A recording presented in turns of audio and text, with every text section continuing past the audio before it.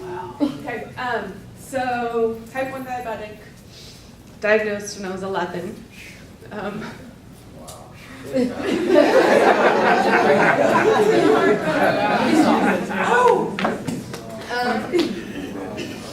Totally neglected myself.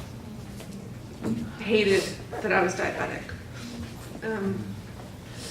I thought the way to be normal was to pretend like I didn't have it, which was basically not taking care of myself.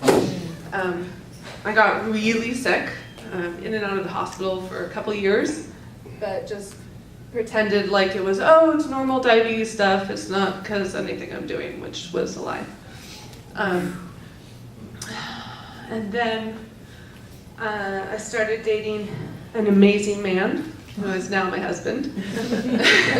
But when I started dating him, I realized that I couldn't be selfish anymore and neglect my health. Wow. There was bigger picture than just me.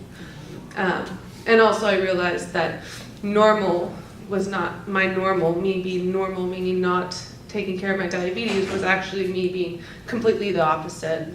People thought I was on drugs sometimes, like in college, my professors told me like, I thought you were on drugs. I didn't know that you were like diabetic or that you weren't taking care of yourself. Or I'd throw up all the time because of how high my blood sugar was. A normal A1C for a normal non-diabetic is usually in the 4s. My A1C was at 14.9, which is really high. I got really sick. I had pancreatitis, I had gastroparesis, I had neuropathy, I had edema, like my legs would be so swollen, my calves would be as large as my thighs. Like the swelling was so intense. And it got to the point where like I remember putting a hat on that's like fit to my head, and I couldn't put it on because my head was so swollen. So my doctors didn't know what to do, my LA doctors, so they sent me to the Mayo Clinic to treat me. And that's when they should have told me that they wanted to give me a kidney transplant, and they told me that I would have died within 6 months if I hadn't changed my ways. And they said that not to ever plan to get pregnant. So they said you need to consider other avenues like adoption, or you can do a surrogacy, but don't ever carry your own child, because if you do, you'll either go blind or die within a year. So, pretty devastating.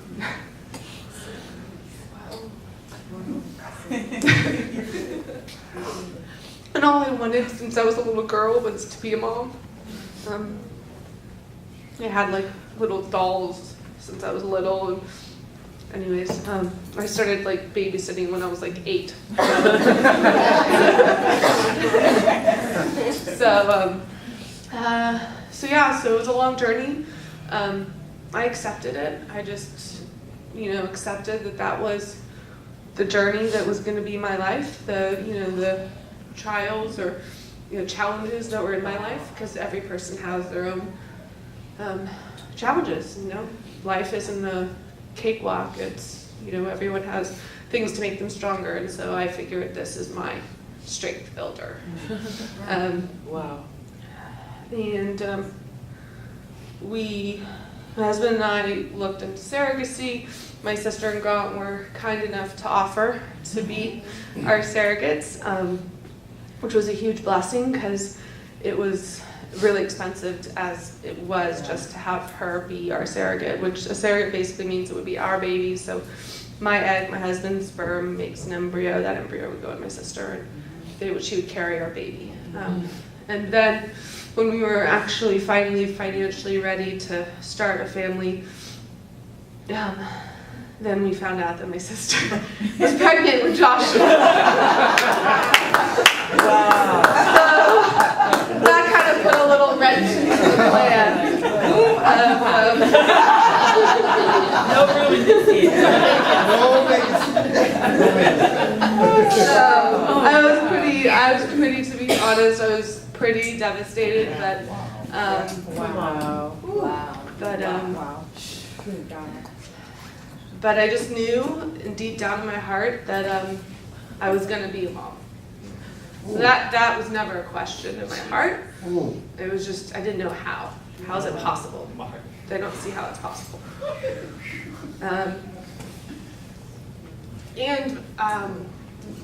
And so, yeah, so I basically just, every night I would like cry myself to sleep. And just ask how. I don't see how. And I think what scared me the most was the whole idea of dying. Also, my mom died when I was 16, so death is not something, not a stranger. It's very real. So, but one night, I remember this distinctly, and it's something I go off of, like, it's my saving grace. But I do remember one night, like, just almost feeling like I was suffocating over the idea of dying young. I used to think that I was destined to die young. I was going to die by the time I was 34. I wasn't going to make it past 34. And I would get so anxious over it. I like couldn't breathe sometimes. And I remember one night like crying myself to sleep, and I had this, I don't even know if it what you call it. It wasn't a dream because it wasn't like I saw anything. It was just like I went to sleep and I could hear a voice, and the voice of God, I believe it was God, said, "Do your best and I'll take care of the rest." And it was so audible that it woke me up, and I was just like, oh, I don't know what that was. That was weird. Let's go back to sleep. I need to go back to sleep. I need to sleep.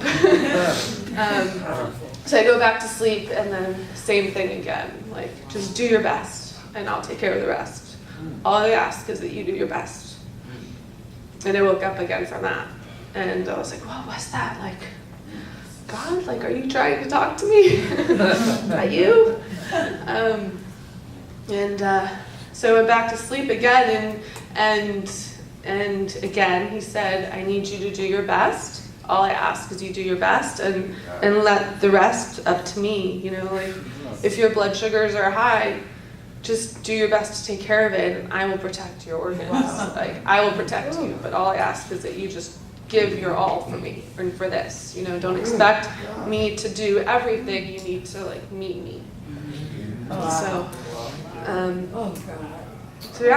I've lived my life that way since I've had that encounter. And then 9 months ago, a year ago maybe, it was last April, I went to my endocrinologist. It was the first time I'd seen this endocrinologist, which is a diabetes doctor.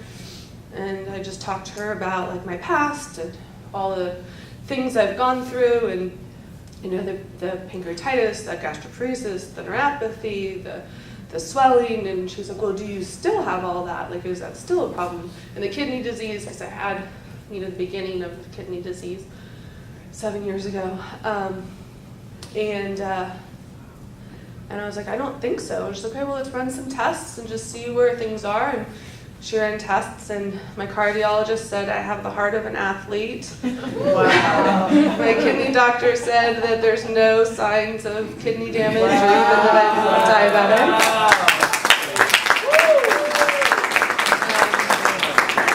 I'm diabetic. My OB, so your baby doctor, was like, you look great, like everything looks healthy, you know, you are getting older. What I'm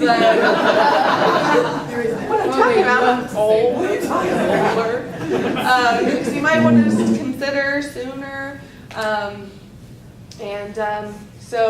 then my diabetes doctor was like, you know, I think with all the doctors we've all talked, my eye doctor also said, because they also said I could go blind within a year carrying a baby, and my eye doctor was like, no, you're healthier than most diabetic women that I see that want or carry a baby. Wow. So everyone cleared me to get pregnant, and then so I was cleared a year ago in April, and then all my friends were like, well, if you want to have a baby, because you're 33, you should start right now. You should start trying right now, because it's going to take you like 9 months or a year to like get pregnant.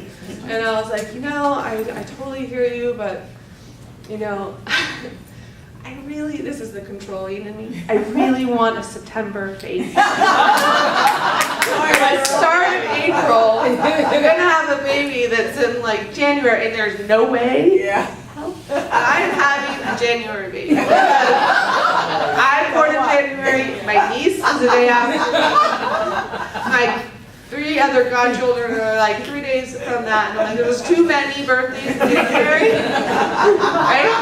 December and January, I'm like, I remember my father saying in January, like, we're going bankrupt. We're all going bankrupt. Do not spend any money. And I never understood why, but now that I'm in charge of my finances, my sister's birthday is in December, my brother's birthday is December, Ron's birthday is in November. It's crazy. Oh, and then there's Christmas.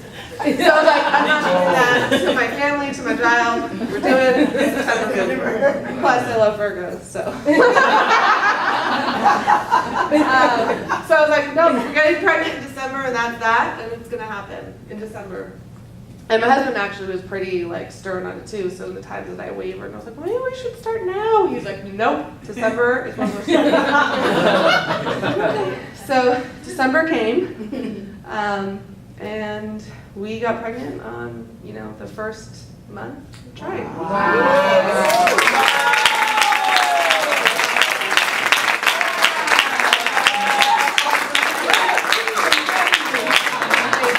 It was very, as my husband says, mine works. Yeah. And I work well.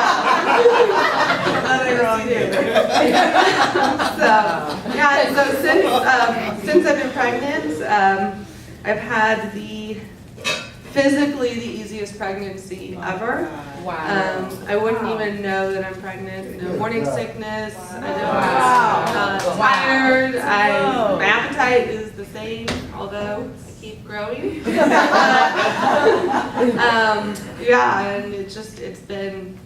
it's been amazing. It's been an amazing ride so far. So in my doctors, when I went for like my initial doctor appointment just for them to get a baseline, everything looked great, and then actually 3 months into my pregnancy, I had an appointment, a checkup with my eye doctor, my cardiologist, my kidney specialist, and then my diabetes doctor I see like every 2 weeks, but they all said that, like, I don't know what happened, but normally we see like with a diabetic, like things get a little bit worse or more difficult, like your eyes might be like damaged or have, changed, or we might see little kidney like problems.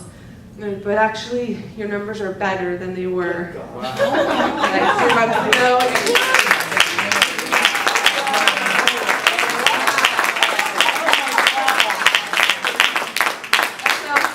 So, it's pretty amazing, and to be honest, I'm just floored by how true God is, and how He really does listen. He does hear the needs and the cries of your heart. So, yeah. So that's I feel very beyond blessed. He truly is a miracle, and it's a miracle that I'm blessed to be able to carry the pregnancy. Yeah. So that was. Which is what you've always wanted. I always wanted. In some sick way, you guys, I want to do it like the thing that made me the most sad about not carrying my pregnancy. I know this is horrible, and every woman wishes it's like the opposite. But the thing that made me the most sad is that I wanted to feel the birthing pains. Like I feel like that's like a rite of passage, and like, there is like something really sacred about a woman being able to endure through that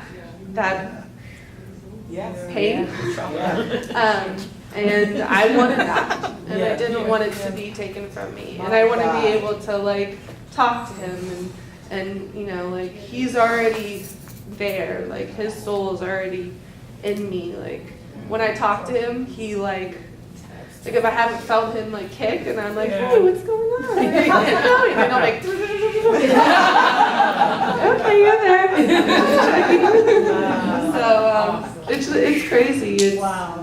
It's a miracle. So all I want you guys to know, or just my experience, is that God is faithful, and even if we're in the midst of like the shit, in the midst of like the dark cloud, the dark cloud passes, right? And the thing that I keep thinking or seeing, and the thing that God always has, like the vision that God is always giving me is like, when the cloud is over you, the storm is over you, don't turn back to like look at what was great. Because if you turn around, you're walking with the storm. But if you look forward and walk forward and look for like what is to come, or how to get out of it, that's, you know, like that's where God is, not in the past.